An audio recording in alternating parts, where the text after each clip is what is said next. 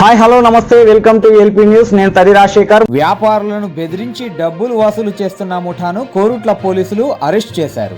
తుపాకులు తల్వార్లతో వ్యాపారులను బెదిరించి డబ్బులు వసూలు చేస్తున్న ముఠాను జగిత్యాల జిల్లా కోరుట్ల పోలీసులు అదుపులోకి తీసుకున్నారు. కోరుట్ల సిఐ సురేష్ బాబు మీడియాకు వివరాలు వెల్లడించారు. ఎయిర్టెల్ డిస్ట్రిబ్యూటర్ సర్వీస్ కోరుట్లలో కొనసాగాలంటే 10 లక్షల రూపాయలు ఇవ్వాలని పట్టణానికి చెందిన మార్త శివకుమార్, భోగ శ్రీనివాస్, అడ్డగట్ల సురేష్లు ఎయిర్టెల్ డిస్ట్రిబ్యూటర్ దండబోయిన అరుణ్ను బెదిరించారు. భయపడ్డ అరుణ్ వారికి 30,000 రూపాయలు ఆన్లైన్ చేశాడు.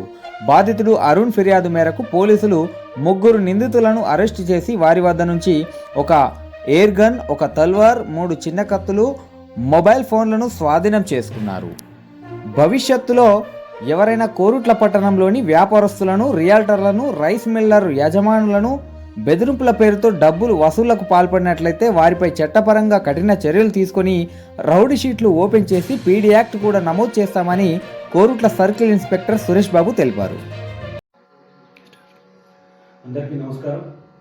ఈ నెల 6వ తేదీన కోరుట్ల టౌన్ పోలీస్ స్టేషన్లో ఈ ఎయిర్టెల్ నెట్వర్క్ సంబంధించిన ఉద్యోగస్తులు ఒక ఫిర్యాదు ఇవ్వడం జరిగింది. ఆ కేసు వివరాలు ఏమనగా, ఈ ఎయిర్టెల్ ఎంప్లాయీస్ ఎవరైతే ఉన్నారో ఈ కోరుట్ల పట్టణంలో ఈ ఎయిర్టెల్ నెట్వర్క్కు సంబంధించిన మార్కెటింగ్ బిజినెస్ చేయాలంటే ఈ కోరుట్లలో ఉన్న మొబైల్ షాప్ అసోసియేషన్ వాళ్ళకు అమౌంట్ డబ్బులు ఇవ్వాలని చెప్పేసి అసోసియేషన్ సంబంధించిన మార్తా శివకుమార్,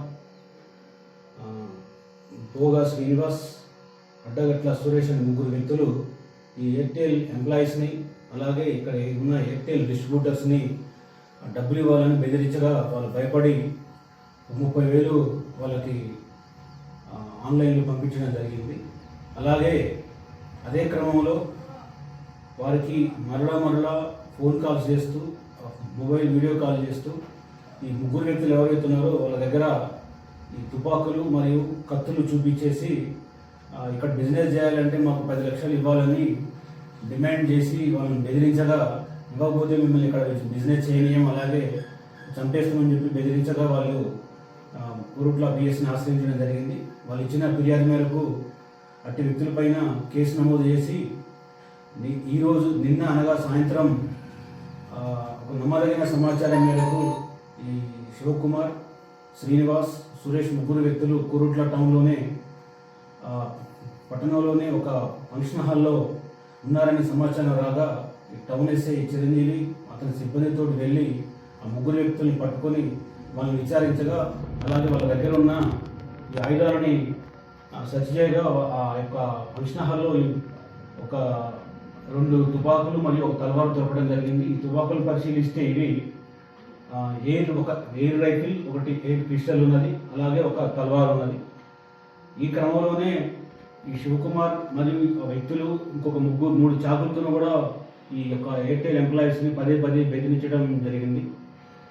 నిన్న వాళ్ళు 3 అదుపులో తీసుకొని వాళ్ళ స్వాధీనంలో ఉన్న ఈ 2 రైఫిల్స్ను, అలాగే తల్వార్ను, 3 చాకులను, వారి యొక్క సెల్ ఫోన్లను స్వాధీనం చేసుకొని సీజ్ చేయడం జరిగింది.